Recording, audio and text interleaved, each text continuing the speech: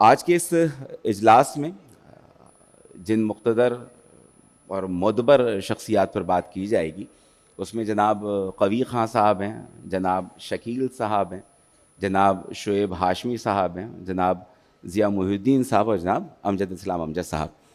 تو میں جو ہمارے پینل کے دیگر شرکا ہیں ان سے ملتمس ہوں کہ وہ بھی اس اسٹیج پہ تشریف لیں. ابھی ہمارے ساتھ موجود ہیں ڈاکٹر ہما میر, کسی تعارف کی محتاج نہیں ہیں, برابر میں ہم سب کے بہت مشفق اور محترم منور سعید صاحب موجود ہیں, اور پھر ہمارے مہمان امریکہ سے تشریف لائے ہوئے غضنفر ہاشمی صاحب ہیں. تو میں اپنے یہاں دوستوں سے بھی کہوں گا کہ جو ہمارے اختر وقار عظیم صاحب اور خالد احمد صاحب سے گزارش ہے کہ وہ تشریف لے آئیں تاکہ ہم باقاعدہ اس سیشن کا آغاز کریں. اور اس میں ظاہر سی بات ہے کہ 2023 اس اعتبار سے کافی ایک بوجھل اور بھاری رہا کہ یہ تمام وہ شخصیات 2023 میں جو رخصت ہوئیں, ہم ان کے بارے میں کچھ بات کریں گے. گو کہ ہر کوئی اپنے طور پر ایک یونیورسٹی کا درجہ رکھتا ہے اور ہم اس قلیل وقت میں ان کی ذات کا احاطہ نہیں کر سکیں گے, لیکن ذہنوں پر دستک دینا مقصد ہے ہمارا. تو ہم آغاز کریں گے ہمارے ایک بہت پیارے فنکار شکیل صاحب جو کہ رخصت ہوئے, اور 2023 جس طرح میں نے آپ سے کہا کہ 29 جون 2023 کو وہ رخصت ہوئے, اور ان کے بارے میں بات کریں گی ڈاکٹر ہما میر صاحبہ, ایک جانا پہچانا نام جہاں انداز و بیان کی بات کی جاتی ہے, اور اسی دائرے میں کوئی بھی ایک ایسی تقریب اس کی افتتاح اور اختتامی جو بھی جلسے ہوتے ہیں اس کی نظامت کے فرائض, انداز و بیان کی بات کی جائے, لب و لہجے کی بات کی جائے, اداکاری کے شعبے میں اپنے فن کے جوہر دکھائے, تو شکیل صاحب پر گفتگو کے لیے میں یقیناً زحمت دوں گا. آپ شکریہ کہ آپ تشریف لائیں. بنیادی سوال یہی ہے کہ ظاہر سی بات ہے شکیل صاحب ایک اتنا بڑا نام, اور آپ کا ان کے ساتھ ایک اداکاری کے سلسلے میں ساتھ کام کرنے کا بھی ایک بڑا اتفاق رہا. تو ان تمام یادداشتوں کو اگر کسی طرح آپ بیان کرنا چاہیں, جو کہ بڑا ایک مشکل کام ہے, لیکن اگر آپ اس سہولت کو. شکیل صاحب کے نام سے میرے ذہن میں ایک بہت شفیق, ایک بہت ہی منکسر المزاج, ایک بہت نفیس اور شائستہ شخص کا تصور ابھرتا ہے. اور شکیل صاحب کے لیے میں نے لکھا کثیر الاشاعت اخبار جنگ, جس میں میں نے ان کے بارے میں مضامین لکھے ہیں. اور شکیل صاحب سے ظاہر ہے کہ ایک دیرینہ تعلق ٹیلی ویژن کے حوالے سے رہا. میری پہلی یاد جو شکیل صاحب کے حوالے سے ہے وہ اس وقت کی ہے کہ جب ٹیلی ویژن پر ایک بچوں کا پروگرام آتا تھا, چمن اپارٹمنٹس. جی, ٹیلی ویژن پر پہلے بچوں کے پروگرام ڈرامے ہوا کرتے تھے, تو ایک پروگرام تھا اس کا نام تھا چمن اپارٹمنٹس. تو اس میں میرے بھی کچھ مناظر تھے, اور میں اس میں ایک بچی تھی جس کے پاس ایک چھوٹی گڑیا ہوتی ہے, اور شکیل صاحب کے ساتھ میرا سین تھا. تو ٹیلی ویژن میں جب میں پی ٹی وی پہ کام کرتی تھی اس زمانے میں ٹیلی ویژن پر ریڈنگ, ریہرسل وغیرہ یہ سب ہوتا تھا. جی اہتمام اس کا. تو اور ظاہر ہے کہ 3-4 کیمرے لگے ہوتے تھے, تو جو ریکارڈنگ کا پیٹرن ہے وہ آج کے پیٹرن سے ڈفرینٹ ہوتا ہے. بالکل ٹھیک ہے. ایک ساتھ سین ریکارڈ ہوتا تھا, پہلے سی آر پھر ڈی آر, اور اس کے بعد پھر جب سین ریکارڈ ہو جاتا تھا تو اسسٹنٹ کو کہتا تھا ڈائریکٹر کے جا کے چیک کرے, وہ کہتا تھا اوکے. تو جب سین ریکارڈ ہو گیا تو وہ ایک ٹیک میں جب اوکے ہو گیا تو ہم بہت خوش ہوئے, اور میں نے کہا کہ اچھا سین اوکے ہو گیا. تو شکیل صاحب کہنے لگے جی جب اچھے آرٹسٹ ہوتے ہیں تو سین اوکے ہو جاتا ہے. اب وہ ایک اتنا بڑا آدمی, اتنا ایک عظیم آرٹسٹ ایک بچی سے یہ بات کہہ رہا ہے, اور ان کی کہی ہوئی یہ بات ایسی آج تک میرے دل پہ نقش ہے. اور میں نے اس شخص کو اتنا دیکھا, ایک بہت ہی تعظیم میں لفظ یوز کروں گی کہ کیسے انہوں نے رسپیکٹ کی ایک جونیئر آرٹسٹ کی. اور اس وقت میں نے کہا اچھا یہ گڑیا کے بارے میں بتایا, میرے ہاتھ میں گڑیا تھی. کہنے لگے آپ کو پتہ ہے میری بھی ایک گڑیا ہے اور اس کا نام ہے ہیرا, وہ میری بیٹی ہے. تو مجھے یاد رہا. تو ابھی جب شکیل صاحب اسی برس ان کا انتقال ہوا, اور ہماری ٹیلی ویژن کی بہت اچھی آرٹسٹ ہے روبینہ اشرف, ان کی رہائش گاہ پر ان کا سویم تھا. تو میں گئی تو وہاں پہ ہیرا تھی اور میں نے جا کے کہا آپ ہیرا ہیں. کہ لیے آپ کو کیسے پتہ چلا میرا نام, کیونکہ میں تو شو بزنس میں نہیں ہوں. بالکل. پھر میں نے ان کو بتایا کہ جی بچپن میں شکیل صاحب نے مجھ سے تذکرہ کیا تھا کہ میری ایک گڑیا ہے, اس کا نام ہے ہیرا. اور شکیل صاحب کے ساتھ میں نے ڈرامہ سیریل جیت میں کام کیا. صحیح. جیت کے ڈائریکٹر تھے محمد بخش سمیجو صاحب, اللہ رحمت کرے. جی. پھر قاسم جلالی صاحب جو کہ ڈرامے کی دنیا کا ایک بہت بڑا نام ہے, خاص طور پہ تاریخی ڈرامے انہوں نے بہت کیے. صحیح.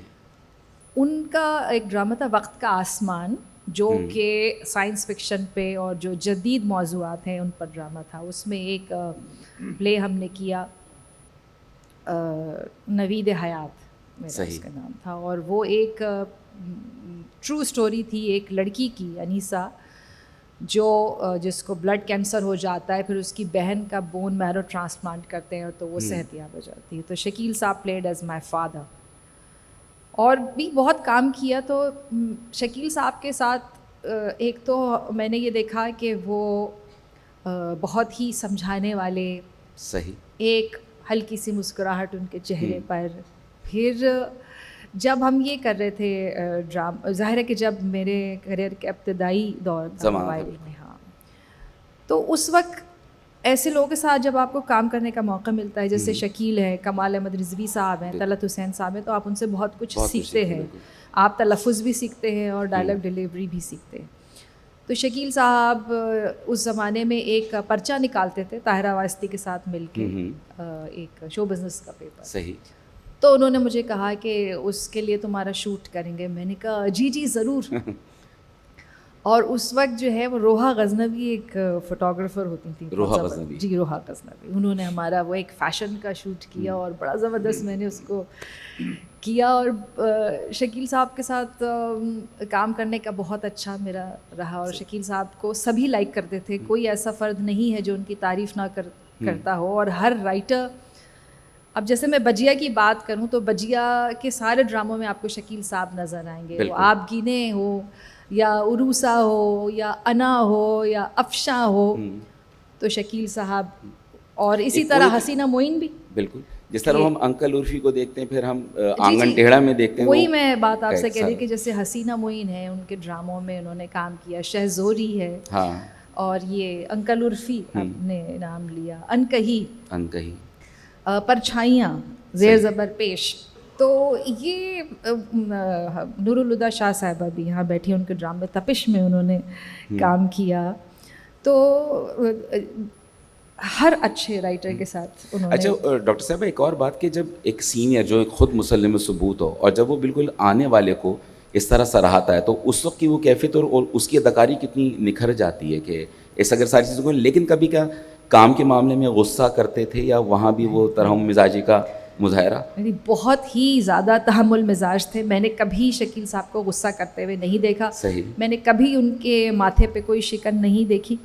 اور ماتھے سے مجھے یاد آیا کہ ان کی جبیں پر سجدے کا نشان تھا.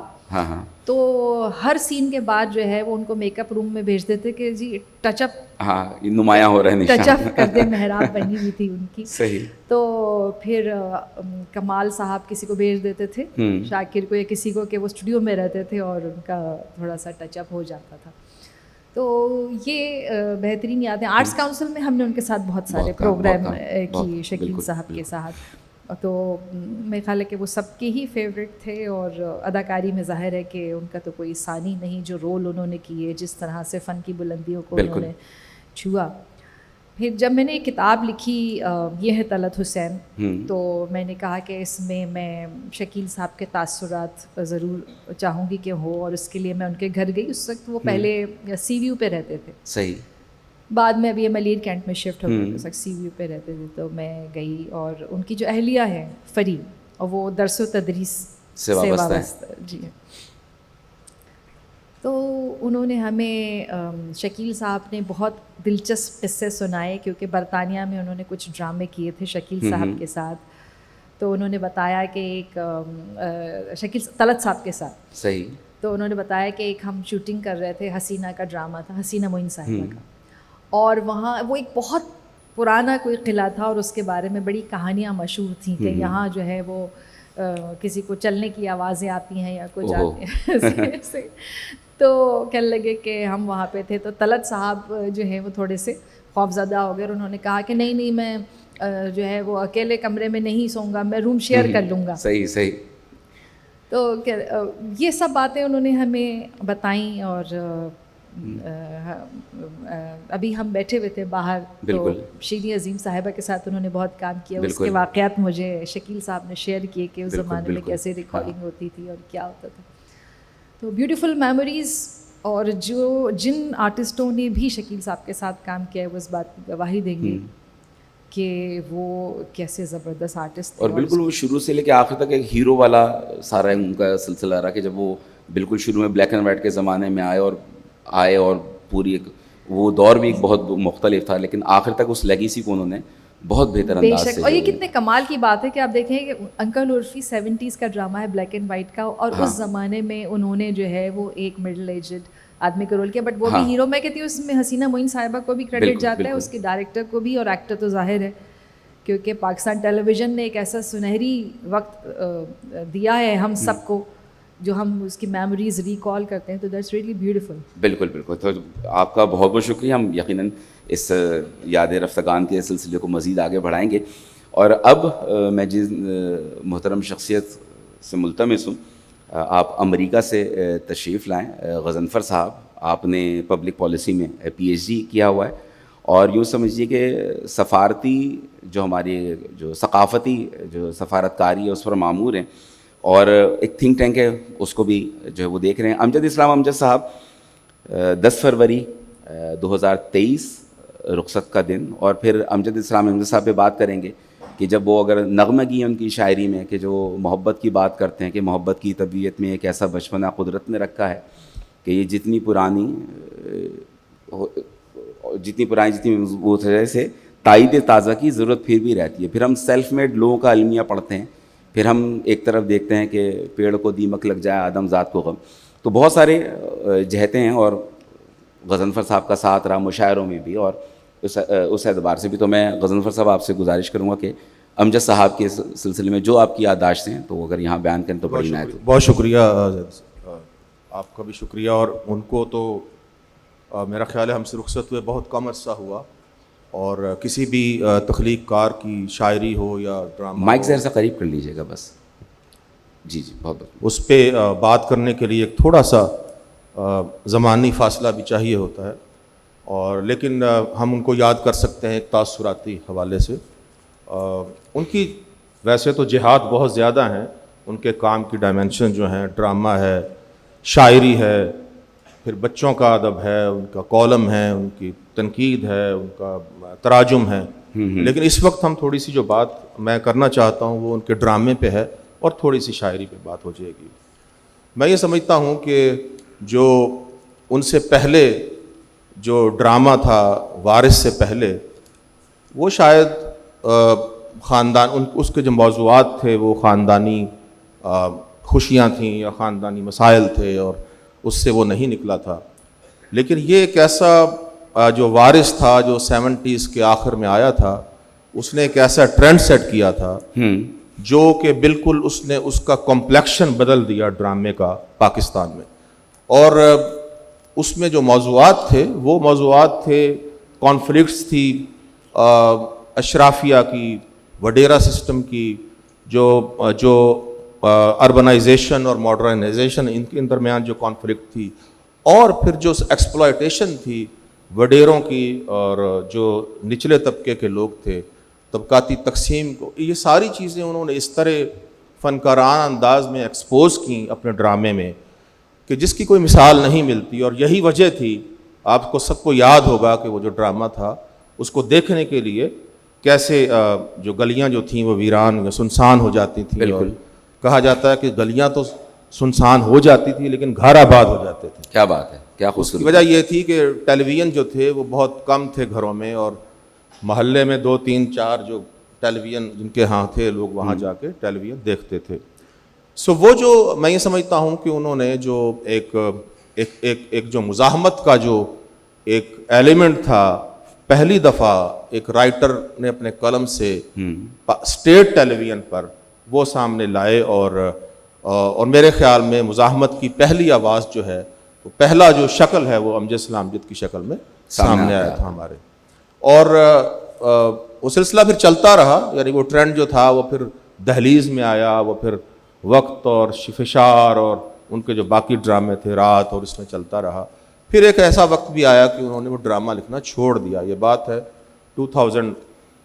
90s کے اینڈ کی یا 2000 کے شروع کی, اور ان کا کہنا تھا کہ یہ میں ان جو کمرشلائزیشن ہوئی تھی ڈرامے کی اور پرائیویٹ چینلز آئے تھے وہ ان سے متفق نہیں ہے, یا میں ان جیسا ڈرامہ نہیں, مزاج کا نہیں ہو رہا کام تو اس لیے. جی ہاں, سو تو وہ ڈرامے سے تو ہٹ گئے.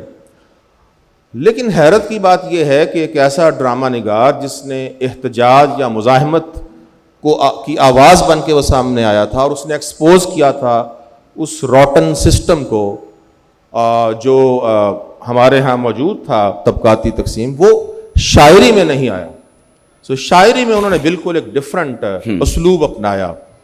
اچھا خیر, شاعری میں بھی ان کی جو پہچان تھی وہ ڈرامے میں بن چکی تھی, شہرت ان کی موجود تھی, تو ان کے لیے چیلنج تھا.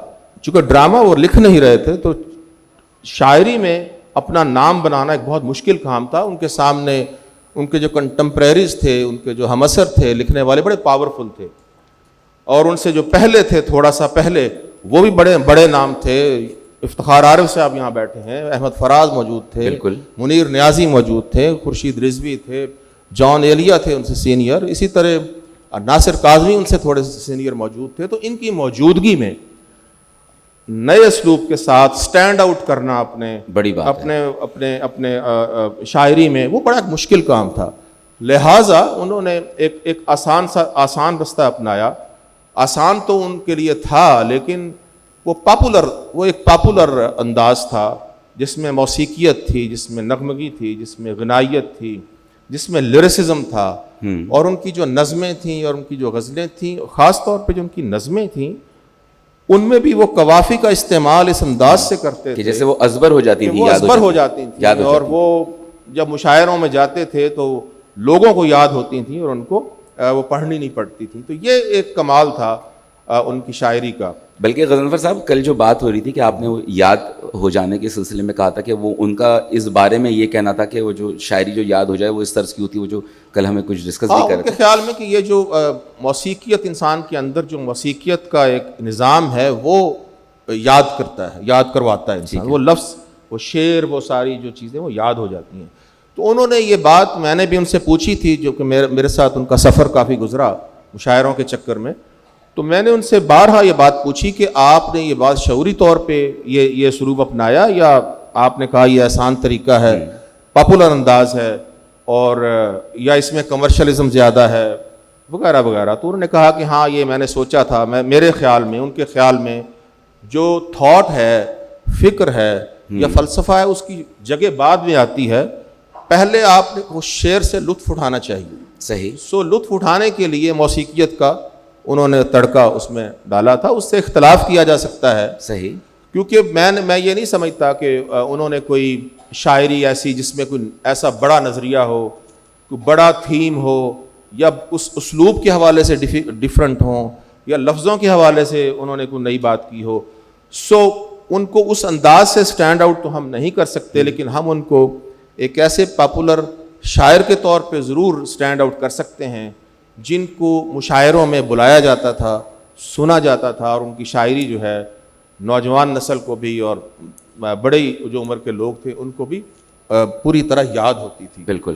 تو ہم جب اس پہ بات ہوگی, نقاد لکھیں گے, میں یہ سمجھتا ہوں کہ جو کنٹریبیوشن ہے ان کا وہ بہت زیادہ ہے. یعنی ایک شخص جو ہے وہ ڈرامہ لکھتے لکھتے جب شاعری کی طرف آتا ہے تو اسے پتہ ہے کہ اسے محنت کرنی ہے. صحیح. اس نے اس محنت میں 50 سے زائد کتابیں دی ہیں, جس میں ڈرامہ ہے, جس میں کالمز ہیں. وہ کالمز بھی باقاعدگی سے لکھتے ہیں, اور بچوں کے لیے بھی لکھتے ہیں, اور تنقید بھی لکھتے ہیں, اور خاکے بھی لکھ رہے ہیں, مضامین لکھ رہے ہیں. تو بہت محنت کرنے والا ایک ایسا شخص جس نے اپنے بالکل ہی. غضنفر صاحب ایک سوال یہاں ایک دریافت کرنا چاہوں گا. ایک تو علمی قد کے بارے میں آپ نے یہ بیان کیا, ایک آپ کا جو ساتھ وقت گزرا تو بحیثیت شخصیت اگر آپ کچھ ان کے بارے ان میں کی بتانا چاہیں. شخصیت بڑی شگفتہ تھی اور سارے جانتے ہیں، افتخار صاحب بیٹھے ہیں، کہ وہ بہت ہی انہیں لطیفے بڑے یاد ہوتے تھے اور بڑے بر وقت وہ لطیفے سناتے تھے. اور ان کی موجودگی جو تھی وہ جو کسی بھی محفل میں وہ بہت ہی شگفتگی پیدا کرتی تھی، اور کوئی شخص بور ہوئے بغیر نہیں رہ سکتا، اس سے لطف اٹھائے بغیر نہیں رہ سکتا تھا. تو وہ بالکل ایک ایسا فاصلہ ختم کر دیتے تھے جونیئرز کے ساتھ بھی اور اجنبیوں کے ساتھ بھی. تو یہ ایک بہت لیکن ان کے ہاں جو میں نے محسوس کیا، میرا خیال ہے یہ بات کر دینی چاہیے آنیسٹی کے ساتھ، کہ اگر وہ چاہتے تو شاید ان کے اندر اتنا پوٹینشیل تھا کہ وہ شاعری، وہ ایک ڈیفرنٹ انداز سے، نئے انداز سے ایک فورس کے ساتھ شعر کہہ سکتے تھے، مضبوط شعر کہہ سکتے تھے، جس کو آج کا نقاد بھی ان کو اس کو مانتا. لیکن انہوں نے وہ اس طرف چلے گئے. پاپولرزم آپ کو کھینچ لیتا ہے، کمرشلزم کھینچ لیتا ہے، مشاعرے کھینچ لیتے ہیں، تو وہ اس طرف چلے گئے.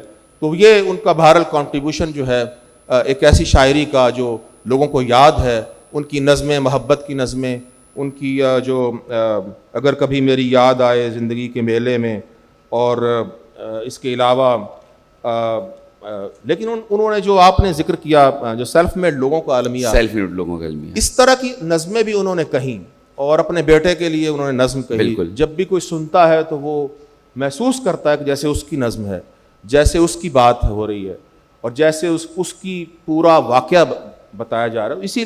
یہی وہ کہتے تھے کہ میں عام آدمی کے لیے لکھتا ہوں، میں ان کی باتیں کرتا ہوں، ان کی ترجمانی کرتا ہوں.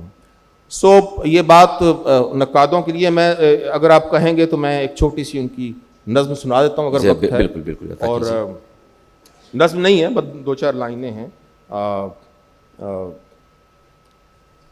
شاید کسی نے پہلے نہیں سنی، وہ میں سناتا ہوں جی. کہ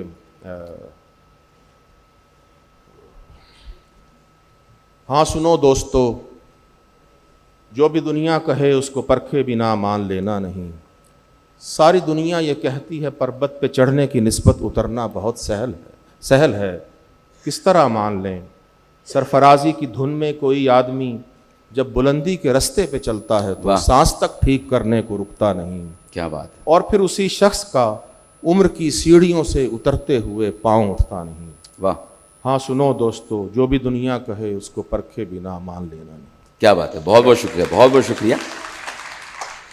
اور یقیناً اب ہم جس شخصیت کا یہاں تذکرہ کریں گے، اور یہ پہلی کانفرنس ہے جس میں وہ ہمارے ساتھ موجود نہیں ہیں، تحت لفظ کی بات کی جائے تو وہ تاریخ ان کا ذکر کیے بغیر ادھوری رہے گی. اور آج ان پر بات کرنے کے لیے ان کے ایک دیرینہ رفیق، آپ خود ناپا سے وابستہ ہیں، درس و تدریس کے شعبے سے 18 برس کی ایک مسافت رہی ساتھ. خالد احمد صاحب سے ملتمس کہ ضیاء محی الدین صاحب کے بارے میں ہماری کچھ وہ معلومات میں اضافہ کیجئے، کیسا وقت گزرا، اور پھر ہم اس میں ضمنی سوالات ضرور بیدار کریں گے.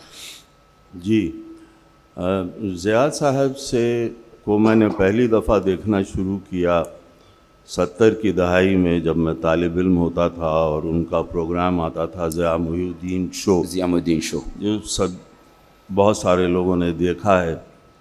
اور میں انجینئرنگ کا طالب علم تھا، لیکن ان کی ادائیگی، زبان کی نفاست، الفاظ کی نشست و برخاست، تمام چیزوں نے بہت متاثر کیا. اور مجھے اس میں ایک کشش نظر آئی، اور کسی حد تک میرے تھیٹر کی طرف آنے کی شاید تحریک وہاں سے بھی ہوئی. اس کے بعد پھر ضیاء صاحب چلے گئے انگلستان. سال میں 2 سال میں ایک دفعہ آتے تھے، تو کبھی ان کی پڑھنت ہو جاتی تھی جس میں جاتا تھا. میری کوئی ملاقات نہیں ہوئی کبھی ادھر ادھر کسی کے گھر میں دعوت میں، بہت سرسری سے ملاقات رہی. پھر ایک روز میرے خیال میں 2007 یا 2009 کی بات ہے، ناپا کب بنا ہے، بہرحال تو ان کا فون آیا گھر پہ اور کہا کہ میں ضیاء محی الدین بول رہا ہوں اور میں آپ کے ہاں آنا چاہتا ہوں. میں نے کہا آپ کو آنے کی کیا ضرورت ہے, آپ بتا دیجئے کہاں آنا ہے, میں حاضر ہو میں جاؤں خود گا. حاضر ہو جاتا ہوں. لیکن وہ مصر رہے کہ نہیں میں خود آؤں گا. خیر وہ آ گئے اور آ کر کے انہوں نے کہا کہ بھائی بادشاہ نے مجھ سے کہا ہے کہ ایک اکیڈمی بناؤں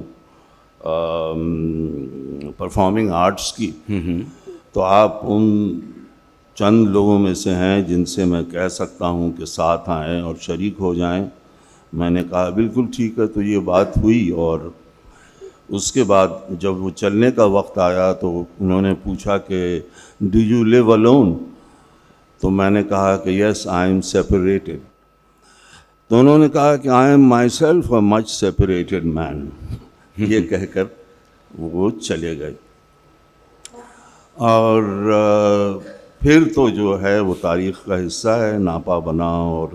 اور میں اکثر سوچتا تھا کہ ایسے ایسے لوگ ڈاکٹر انور سجاد, راحت کاظمی, طلعت حسین, ارشد محمود, انجم ایاز, کسی حد تک میں بھی, ایسے ایسے لوگ اکٹھا اور متحد کیسے رہے. سب کے اپنے اپنے خیالات, سب کا اپنا اپنا مقام. لیکن پھر جواب یہی ذہن میں آتا تھا کہ وہ ضیاء صاحب کی چھتری تلے, چھتر چھایا تلے صحیح ہم سب رہتے تھے اور کام کرتے تھے. ہاں بلکہ ہم ان کی ایک استاد کی سی حیثیت تھی. ہم ضیاء صاحب کو نہ کبھی نہیں کہتے تھے, کم از کم منہ پر تو کبھی نہیں کہتے تھے. اور اکثر یہ ہوتا تھا کہ ضیاء صاحب نے بلایا میٹنگ کے لیے ہم سب لوگوں کو. اب ہم سب باہر کھڑے ہیں کمرے کے اور کہہ رہے ہیں اندر کون جائے گا پہلے. اور تو میں کہتا تھا کہ پھر ہم ہی قتل ہوئیں یارو چلو, اور ہم چلے جاتے تھے اندر. صحیح. ضیاء صاحب کو یہاں سٹیج پر کام کرتے ہوئے بہت کم دیکھا گیا ہے. بہت ہی اپنی ابتدائی دنوں میں وہ لوگ کچھ یہاں پر انگریزی ڈرامہ, اسلم اظہر صاحب, ضیاء صاحب وغیرہ کرتے تھے, لیکن اس کے بعد نہیں دیکھا. البتہ لوگوں نے یہاں ان کی پڑھنت بہت سنی, اور وہ ایک صنف ہے ریڈرز تھیٹر جس کو مغربی ممالک میں کہتے ہیں, اور وہاں بہت عام ہے, بڑے بڑے اداکار آ کر کرتے ہیں. اور وہاں میں نے کئی لوگوں کو سنا ہے, لیکن ضیاء محی الدین کی طرح پڑھتے ہوئے میں نے انٹرنیشنلی بھی کسی کو نہیں دیکھا. ان کی پڑھنے کے انداز میں پتہ نہیں کیا تھا. بعد میں نے بھی اور ان کے بعض شاگردوں نے بھی, اور جن کو شاید آپ لوگوں نے سنا ہوگا, ہم لوگوں نے بھی کرتے بھی رہتے ہیں پڑھن پر طبع آزمائی. لیکن ہم لوگوں کے پڑھنے میں ایک کوشش ہوتی ہے, ایک کچھ داؤ پیش ہوتا ہے اس کو دلچسپ بنانے کا. ضیاء صاحب تحریر کو بس صرف پڑھ دیتے تھے, واہ, اور ایک جادو تھا, ایک سحر تھا, وہ طاری کر دیتے تھے. اکثر خیال آیا کہ ضیاء صاحب سے پوچھیں کہ یہ کیا جادو ہے, لیکن پھر ہمت بھی نہیں ہوئی, اور یہ بھی خیال آیا کہ یہ بے وقوفی کا سا سوال ہے. ضیاء صاحب سے میں نے ایک دفعہ جا کے کہا کہ ضیاء صاحب آپ نے دنیا کے اتنے بڑے بڑے اداکاروں اور ہدایت کاروں کے ساتھ کام کیا ہے, تو اب ان تجربات کو آپ کیوں نہیں لکھتے ہیں؟ تو بولے نہیں بھائی خود نمائی ہوتی ہے. چلیں ہو گیا. پھر میں نے ان سے کہا کہ ضیاء صاحب آپ ایک پروگرام کیجئے جس پہ شیکسپیئر کی جو اہم سولیلوکویز, مونولاگز وغیرہ ہیں ان کو سنائیے, ان پر بات بھی کیجئے. تو انہوں نے کہا کہ بھائی لگتا ہے کہ کوئی ہم اپنی انگریزی کا روب ڈال رہے ہیں کسی پر. میں نے کہا ضیاء صاحب آپ کی انگریزی کا روب تو پہلے ہی سے ہے لوگوں کے اوپر, تو اس میں کوئی نقصان نہیں. خیر بہت ہی ان کو بار بار کنونس کرنے کے بعد راضی ہوئے, اور اسی ضمن میں ایک چٹکلا بھی انہوں نے سنایا کہ ایک دفعہ میں اپنی پڑھنت کر رہا تھا, تو زیادہ تر تو اردو ہی میں تھی, لیکن میں نے اس میں ایک دو انگریزی کے ٹکڑے بھی شامل کر لیے تھے. تو پڑھنت کے بعد ایک بیگم صاحبہ آئیں ہیں, انہوں نے کہا کہ واہ واہ ضیاء صاحب, واٹ این انگلش. تو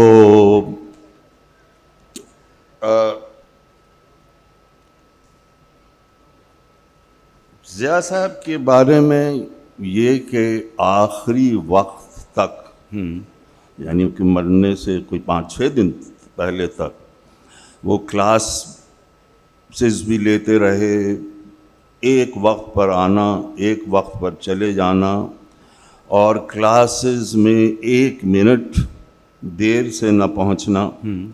اور جب کوئی پلے ڈائریکٹ کرتے تھے تو ایک بچے کی طرح ایکسائٹیڈ, جیسے زندگی میں پہلی بار ان کو پلے ڈائریکٹ کرنے کا موقع ملا ہے. سنبھالنا اتنا ایکسائٹیڈ کہ سنبھالنا مشکل ہو جاتا تھا. صحیح. اور اچھا خالد صاحب, جس طرح بھی آپ نے جو درمیان میں بات کی کہ جو اختلاف یا کوئی ایسی بات ہوتی ہے کم از کم ہم منہ پہ نہیں کرتے تھے, ایک جو ان کی شخصیت کے کچھ پہلو جو عمومی سطح پر کے مزاج کے سخت تھے, غصے کے تیز تھے, آپ کا 18 برس کا ایک رہا سلسلہ, تو یہ جو تاثر قائم ہو گیا تھا یہ کس حد تک درست تھا, یا ایک لوگوں نے جن کی ملاقات بھی نہیں تھی انہوں نے بھی رائے قائم کرنا شروع کر دی تھی ضیاء صاحب کے بارے میں؟ نہیں, میں نہیں کہوں گا کہ مزاج کے سخت تھے یا غصہ کرتے تھے, بہت کم. البتہ میں کہوں گا کہ کم آمیز تھے, کم گو تھے, اور طبیعت ہوتی ہے کہ فوراً ہی کسی سے گھل مل نہ جانا, وہ ان کی طبیعت میں تھا. لیکن ایسی بات نہیں تھی, طبیعت میں شفقت بھی تھی, شفقت کا اظہار نہیں کرتے تھے, طبیعت میں ہمدردی بھی تھی, ہمدردی دکھاتے نہیں تھے. صحیح. لیکن یہ تمام چیزیں تھیں ان میں. اور جی, دوسری جو چیز ضیاء صاحب کی تھی کہ جو بھی آدمی کوئی بڑا نام ہو جاتا ہے ہمارے یہاں, اس کے ارد گرد ہمیشہ کچھ گرگے ہوتے ہیں جو بیٹھ کے اس کی تعریفیں کر رہے ہوتے ہیں, آپ تو یوں اور آپ تو ہوں, اور وہ قصے بھی سنا رہا ہوتا ہے کہ میں لارنس اولیویئر کے ساتھ یہ ہوا اور فلاں. کبھی میں نے نہیں دیکھا ضیاء صاحب کو ایسا کرتے ہوئے. صحیح. جب بھی میں ان کے کمرے میں گیا, وہ یا تو لکھنے پڑھنے کا کام کر رہے ہوتے تھے, عام طور سے وہی کر رہے ہوتے تھے, اور اردو تلفظ کی ایک موٹی سی کتاب صحیح ان کے پاس پڑی رہتی تھی. جی, ایک اور بات جو ان کے بارے میں کہنا چاہتا ہوں وہ کہ لکھے ہوئے ریٹن ورڈ کی سینکٹیٹی, اس کی حرمت, اس کا تقدس, اس کے تو بہت لوگ قائل ہیں, لیکن اسپوکن ورڈ, زبان سے ادا کیے ہوئے الفاظ کی حرمت, اس کا تقدس اور اس کی صحت اور اس کی اہمیت میں نے کسی اور شخص میں اس طرح نہیں دیکھی. جیسے اچھا, اسی سلسلے میں جس طرح آپ نے کہا تلفظ کی بات کی, تو وہ عموماً استفادہ کیا فرنگ آصفیہ یا کوئی اور تھا کہ اگر ہمارے سننے والے اگر وہاں تک رجوع کر سکیں؟ تلفظ کی تھی, صرف اردو تلفظ کی کتاب ہوتی تھی, مجھے نہیں پتا کیا تھی وہ. اور تو یہ ان کا ہوتا تھا, کام بہت کرتے تھے, آخری وقت تک کام کرتے تھے, کچھ نہ کچھ لکھتے پڑھتے رہتے تھے. صحیح. سارا دن. تو بس یہ تھے ضیاء صاحب, اور ان کے ساتھ ہمارا رہا, اور میں اپنے کو خوش قسمت سمجھتا ہوں کہ اتنے لمبے عرصے تک ان کے ساتھ قریب رہ کر کام کرنے کا موقع ملا. ان کی میں جب کنگ لیئر کا ترجمہ کر رہا تھا, کیا میں نے شروع, تو پہلے 2-3-4 سینز کر کے میں نے ضیاء صاحب کو دیا پڑھنے کے لیے. تو اسی رات پھر ان کا فون آ گیا کہ you are right on the right lines, keep going. صحیح. دوسرے دن میں گیا, میں نے کہا کہ ضیاء صاحب میں تو ترجمہ اس لیے کر رہا ہوں اور آپ کو اس لیے دیا کہ میں چاہتا ہوں کہ آپ کنگ لیئر کا رول کریں. تو وہ کہتے رہے اچھا آپ کام تو جاری رکھیں نا, پھر ہم اس کے بارے میں سوچتے ہیں. پھر میں کرتا ایک ایکٹ کر کے ان کو دے دیتا پڑھنے کے لیے. پھر میں کہتا تو ضیاء صاحب تو وہ ہو رہا ہے نا, آپ کریں گے؟ ہاں بھائی دیکھتے ہیں. اس طرح سے انہوں نے پورا ترجمہ تو کروا لیا مجھ سے. کیا بات ہے. اور اس کے بعد کہا کہ دیکھیے کنگ لیئر کو کرنے کے لیے جس جسمانی محنت کی اور فزیکل انرجی کی ضرورت ہوتی ہے وہ اب مجھ میں نہیں رہی.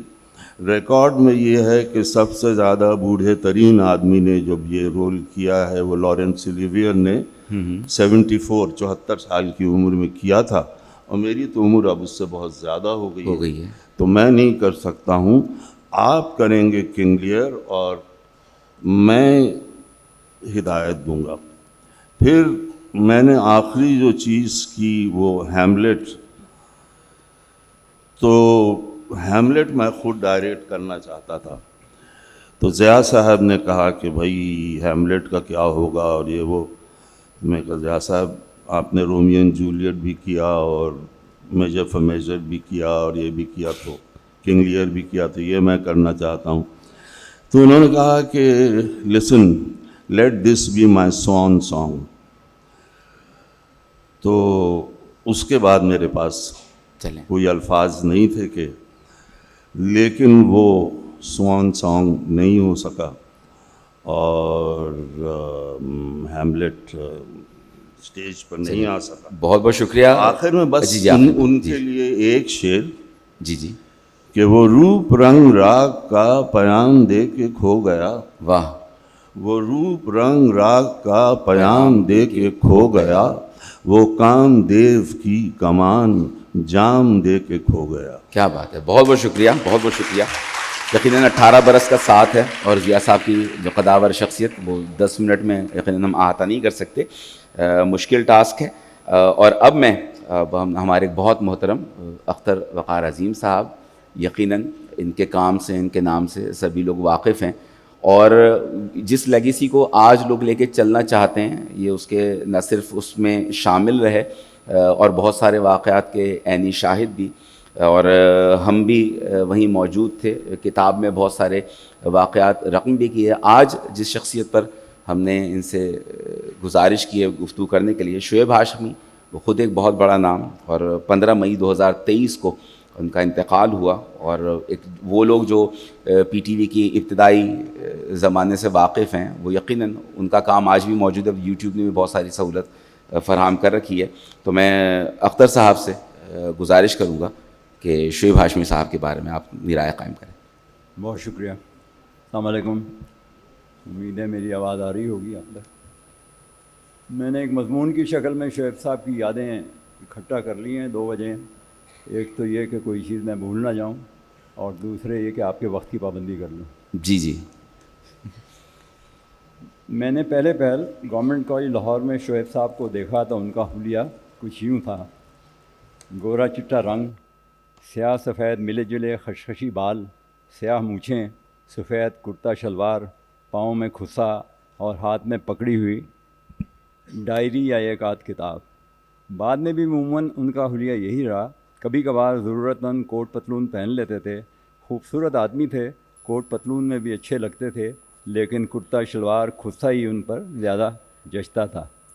شعیب صاحب اکنامکس پڑھاتے تھے. میرے مضامین مختلف تھے, اس لیے براہ راست ان کا شاگرد بننے کا موقع نہیں ملا. البتہ سوندھی ٹرانسلیشن سوسائٹی, بزم اقبال اور کالج کے رسالے راوی کے حوالے سے ہمارا مستقل رابطہ رہا. یہاں ان کے حسن سلوک اور ذہانت سے نے مجھے ہمیشہ متاثر کیا. اسی زمانے میں انہوں نے پاکستان ٹیلی ویژن پر پرکھ کے نام سے ایک کوئز پروگرام شروع کیا, جس نے ان کی خوش گفتاری, حاضر جوابی اور شستہ حصے مزاح کی وجہ سے لوگوں میں فوری مقبولیت پالی. اس کے بعد پاکستان ٹیلی ویژن اور شعیب ہاشمی لازم و ملزوم بن گئے, اور شعیب صاحب نے اکڑ بکڑ, سچ گپ اور ٹال مٹول جیسے خوبصورت پروگرام دیے. بلیلا کے نام سے ایک سیریز بھی بنائی جس کی چند ہی قسطیں نشر ہوئی تھیں کہ اس پر پابندی لگ گئی. اس پابندی کا قصہ کچھ یوں ہے کہ ڈرامے میں ایک ٹوٹا پھوٹا ناکارہ سا ٹرک دکھایا گیا تھا جسے چلانے کی لوگ کوششوں میں لگے ہوئے تھے. باری باری مختلف ڈرائیور ٹرک پر بیٹھتے, اپنی اپنی کوشش کرتے اور ناکام رہ کر ٹرک سے نیچے اتر جاتے. ٹرک پر ایک جگہ لکھا ہوا تھا لیاقت کا ٹرک. کسی اخبار نے خبر بنائی کہ لیاقت کے ٹرک سے مراد پاکستان ہے اور اس کے ناکام ڈرائیوروں سے مراد سیاستدان ہیں. سب طرف شور مچ گیا اور پروگرام بند کر دیا گیا. شعیب صاحب مسلسل وضاحت کرتے رہے کہ نام کی مماثلت محض اتفاقیہ ہے، لیکن کسی نے ان کی بات نہیں سنی. ان دنوں تو میں بھی شعیب صاحب کا ہم خیال تھا، لیکن آج سوچتا ہوں تو ان کی دور اندیشی پر داد دینے کو جی چاہتا ہے.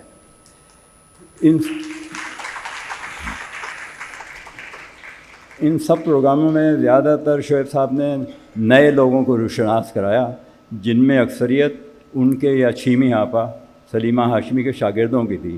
دونوں میاں بیوی کو ٹیلنٹ کی پہچان کا ملکہ بھی تھا اور اسے نکھارنے سنوارنے کا فن بھی جانتے تھے. اس سلسلے کی سب سے پہلی دریافت فاروق قیصر تھے، جنہوں نے خود بھی آگے چل کر انکل سرگم اور ماسی موتیتے جیسے کردار تخلیق کیے اور پتلی سازی میں اپنی الگ شناخت بنائی. کیا بات. وہ اور ان کے ساتھ کارٹونسٹ جاوید اقبال اور عرفان کھوسٹ شعیب صاحب تک کیسے پہنچے، اس کا حال مجھے خود فاروق قیصر نے سنایا تھا. انہوں نے کہا کہ شعیب صاحب سے میری پہلی ملاقات نیشنل کالج آف آرٹس کے گیٹ پر ہوئی، جہاں وہ اپنی نیلی فاکس ویگن میں بیٹھے اپنی بیگم سلیمہ ہاشمی کا انتظار کر رہے تھے، جو اسی کالج میں پڑھاتی تھیں اور میری استاد تھیں. یہیں گیٹ پر کھڑے کھڑے شعیب صاحب نے مجھ سے ساتھ کام کرنے کا کہا. ان میں دوسروں کو پہچاننے اور ان کا ہنر جانچنے کی بے پناہ صلاحیت تھی. میری طرح اور بھی بے شمار لوگ ہیں جن کی صلاحیتوں کو پہچاننے اور انہیں چمکانے میں شعیب صاحب کا بہت ہاتھ تھا. ایک بار میں ان کی گاڑی میں بیٹھا ان کے ساتھ کہیں جا رہا تھا کہ ایک ٹریفک سگنل پر موٹر سائیکل سوار ایک لڑکے نے ہمیں روک لیا اور شعیب صاحب کو بتایا میرا نام جاوید اقبال ہے اور میں آپ کا شاگرد رہا ہوں، میں ایک کارٹونسٹ ہوں. شعیب صاحب نے کہا اگر ٹی وی میں کام کرنا چاہتا ہے تو کل میرے گھر آ جانا. اس کے بعد مجھ سے بولے یہ تمہارے لکھے الفاظ پر کارٹون بنایا کرے گا. یوں جاوید اور ٹی وی کا تعلق قائم ہو گیا. اسی طرح ایک دن ایک لڑکے نے شعیب صاحب سے آ کر کہا میں عرفان ہوں اور سلطان کھوسٹ کا بیٹا ہوں. جواب ملا.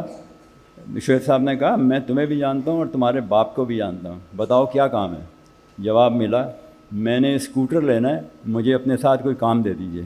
شعیب صاحب نے اسے بھی گھر بلا لیا اور اکڑ بکڑ کے لیے فاروق قیصر نے لکھنا شروع کیا اور پپٹ بنانے شروع کیا اور اس کے پیچھے آواز عرفان کھوسٹ کی استعمال ہونے لگی. شعیب صاحب جب بھی راہ چلتے ایسے لوگوں کو پروگرام کے لیے گھر بلاتے تھے تو فاروق کو اچھا نہیں لگتا تھا، کیونکہ ہر مرتبہ فاروق کو شبہ ہوتا تھا کہ انہیں جو کچھ ٹی وی سے ملتا ہے شعیب صاحب وہ رقم بانٹ کر ان سب کو بھی دے دیں گے. فاروق، جاوید اور عرفان شعیب صاحب کی ٹیم کا حصہ بنے اور ان کی رہنمائی میں سب نے کچھ ہی عرصے میں اپنے اپنے میدان میں اپنی پہچان بنا لی. ایک دن شعیب صاحب کو یاد آیا کہ عرفان تو میرے ساتھ اسکوٹر خریدنے کے لیے ہم سفر ہوا تھا. پوچھنے پر اس نے بتایا اسکوٹر تو میں مدت ہوئی خرید چکا ہوں. شعیب صاحب نے کہا پھر یہاں کیا کر رہا ہے؟ عرفان ہنس دیا. جاتا کہاں، شعیب صاحب کی لگائی پنیریاں انہی کے باغ میں سجتی تھیں، ادھر ادھر نہیں ہوتی تھیں. ارشد محمود بھی انہی لوگوں میں ہیں جو راہ چلتے شعیب صاحب کو ملے اور انہوں نے ارشد کی فنکارہ صلاحیتوں اور موسیقی کی سمجھ کو یوں استعمال کیا کہ یار دوست انہیں ہاشمیز کا آر ڈی برمن کہتے تھے. ارشد گورنمنٹ کالج لاہور میں پڑھتے تھے. گٹار بجانے کا شوق تھا. روز گھر سے گٹار لا کر کالج کی کینٹین میں بیٹھ جاتے، دوستوں کو پرانے بھارتی گانے سناتے رہتے. شعیب صاحب کی آتے جاتے نظر پڑتی تو آنکھوں ہی آنکھوں میں داد دیتے، مسکراتے اور آگے بڑھ جاتے. ایک دن رک کر انہوں نے ارشد سے پوچھا ساری عمر تو یہی کرتا رہے گا یا کوئی ڈھنگ کا کام بھی کرے گا؟ مراد یہ تھی کہ کیا تجھے دوسروں کی گائی چیزوں کی نقل ہی کرنا ہے یا کوئی اچھا کام بھی کرنا ہے؟ انہیں بھی گھر پہنچنے کا حکم ہوا اور وہ بھی اکڑ بکڑ کی ٹیم کا حصہ بن گئے. سچ گپ کے لیے فاروق قیصر نے ایک نغمہ لکھا. موسیقی کی ترتیب ارشد محمود اور شاہد طوسی نے دی. بول کچھ اس طرح سے تھے کومل کومل پلکیں بوجھل، ڈھلکا ڈھلکا سلکا سا یہ آنچل، من دیوانہ من ہے پاگل جیسے پیاسا پیاسا بادل. واہ. سکھ کی جھیلیں سوکھی سوکھی خالی خالی سی یہ چھاگل، دکھ کا آنچل جلسل جلسل. یہ نیرہ نور کا بھی پہلا نغمہ تھا جو ان دنوں نیشنل کالج آف آرٹس میں پڑھ رہی تھیں اور محض کالج کے فنکشن میں اپنی آواز کا جادو جگاتی تھیں۔ قاعدے کے مطابق نغمے کے بول منظوری کے لیے سرمد صاحبائی کے پاس بھیج دیے گئے جو ان دنوں لاہور میں اسکرپٹ سیکشن کے نگراں تھے۔ انہوں نے منظوری نہیں دی اور کہا نغمہ معیاری نہیں ہے۔ فاروق نے شعیب صاحب کو بتایا کہ سرمد صاحب نے ریجیکٹ کر دیا نغمہ۔ شعیب صاحب نے کہا فون مجھے دو۔ انہوں نے فون اٹھایا اور سرمد کو فون ملایا، اوئے اب فیض صاحب کی شاعری پر بھی تو اعتراض کرنے لگا۔ سرمد شعیب صاحب اور فیض صاحب دونوں کے مدعاؤں میں تھے۔ انہوں نے جواب دیا میری کیا مجال، آپ نغمہ ریکارڈ کر دیجئے۔ یوں یہ نغمہ جسے بعد میں نازیہ حسن نے بھی گایا فیض صاحب کے نام پر منظور ہو کر اس کے خالق فاروق قیصر کے نام سے نشر ہو گیا۔ اکڑ بکڑ سجگپ اور ٹال مٹول کی تیاری عموماً شعیب صاحب کے گھر میں ہوتی تھی۔ فیض صاحب بھی فرصت کی صورت میں وہاں آ کر بیٹھ جاتے اور شعیب صاحب اور ان کی ٹیم کے لوگوں کی فقرہ بازی اور لطیفوں سے لطف اندوز ہوتے رہتے۔ اس معاملے میں ٹیم میں ایک سے ایک بڑھ کر ہنرمند تھا۔ وہ فیض صاحب کی محبت اور قربت کا فائدہ اٹھاتے، ان سے ایسے ایسے کاموں کی فرمائش کر دیتے جن کے بارے میں شاید کسی اور کی ہمت نہ ہو۔ ایک ایسے ہی موقع پر ارشد محمود نے فیض صاحب سے نیشنل مسالے کا ایک کمرشل لکھوا لیا۔ ادرک، دھنیا، مرچ اور ہلدی نیشنل نے سب کی کایا پلٹ دی، اور آگے بھی اسی طرح شعر تھے۔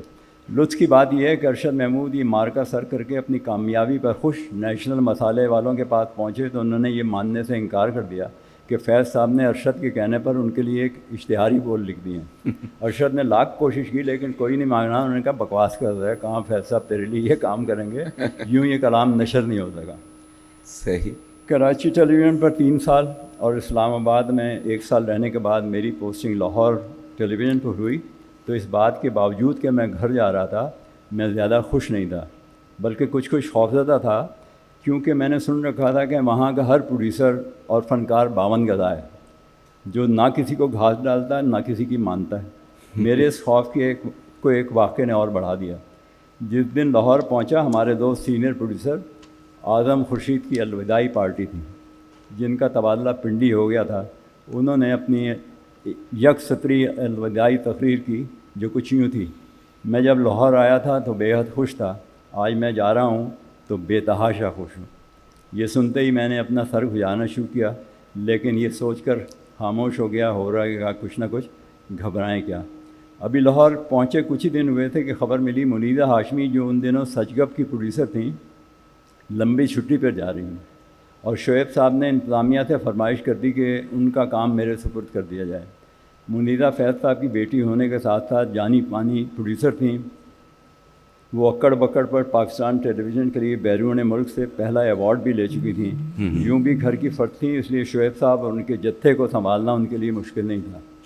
بہرحال شعیب صاحب کی فرمائش پر سچ گپ اور اس کی ٹیم میرے حوالے ہو گئی۔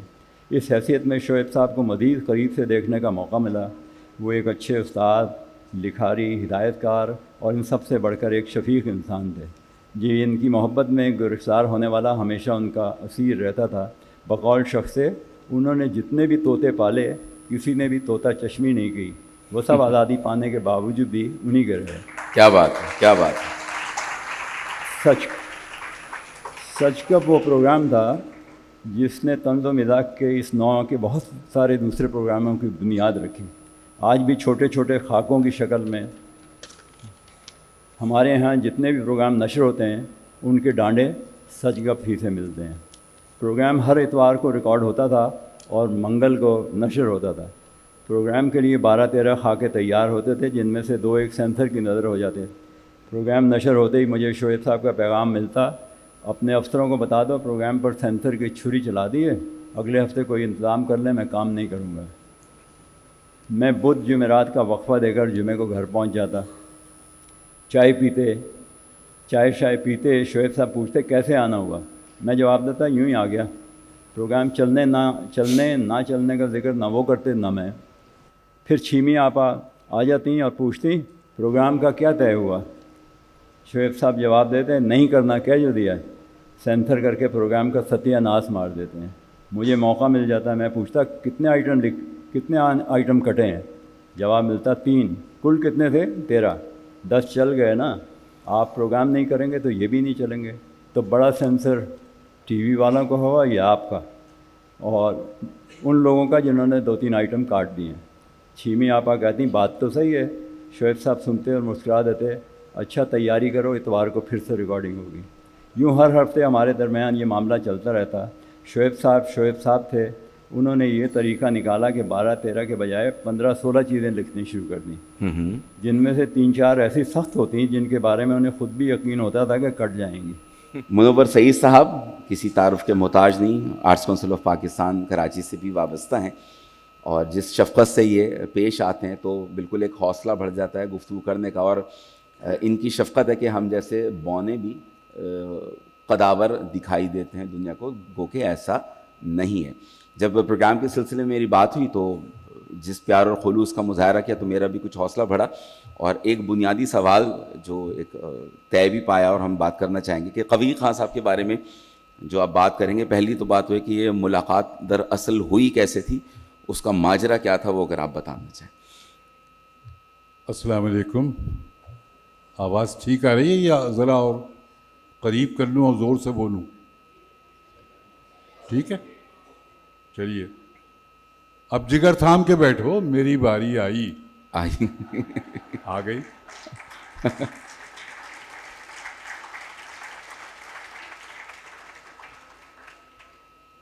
کچھ لوگوں کے والدین ان کا نام رکھتے ہیں بغیر سوچے کہ وہ دیکھنے بھالنے میں اس نام سے کہیں مطابقت رکھتے ہیں کہ نہیں رکھتے.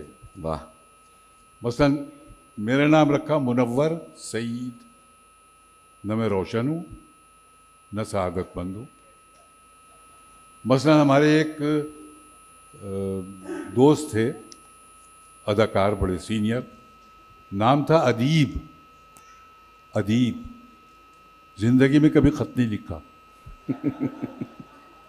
ایسے ہی ہمارے ایک بہت پیارے دوست جن کا آج تذکرہ میں کروں گا, ان کا نام رکھ دیا ان کے والدین نے قوی, بغیر یہ دیکھے کہ انتہائی دبلا پتلا ایک شخص ہے.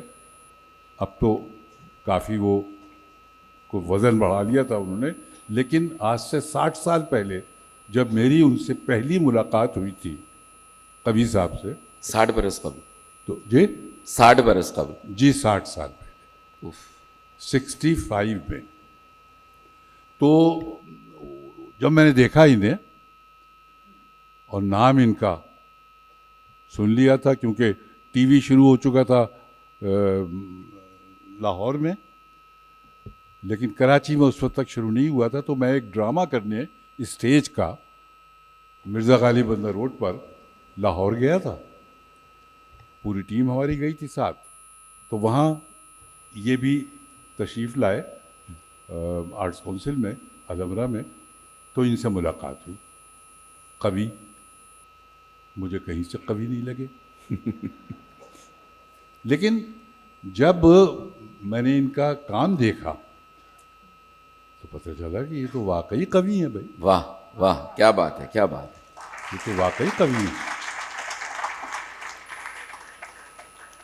اس قدر قوت ان کی پرفارمنس میں کہ سبحان اللہ, دل خوش ہو گیا.